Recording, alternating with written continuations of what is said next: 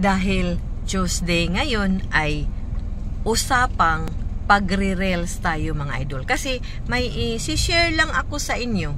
Kunti lang na mga kaalaman dahil may ads on reels at in-stream ads na ako at ads on live streaming ay syempre ituturo ko din sa inyo ang mga technique paano natin makamit ang mga ganyan na mithiin. Ito ang isi-share ko sa inyo. Hindi tayo madamot dito. Open tayo kung may mga malalaman tayo dito, mga paraan, isi-share natin.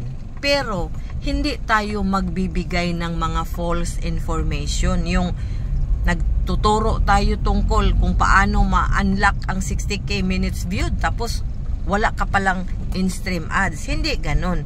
Dapat bago tayo magtuturo ay nangyari na sa atin. For example, nagtuturo ako ng ads on reels. Paano magka-ads on reels? Tapos wala pa pala akong ads on reels. Hindi ganon. Paano man tayo paniwalaan yan ng mga manonood? Oo. Ito ituturo ko sa inyo. Para magkakaroon ng ads on reels ay dapat magkakaroon tayo ng 10k followers at saka na kayo ma-invite for ads on reels. Pero kahit na kunti pa lang ang inyong followers, basta may nag-viral ng inyong mga reels videos, ay yun, i-invite na din kayo ni Meta. So, mag-upload lang ng maraming reels videos. Yun lang mga idol, maraming salamat at mag-ingat tayo.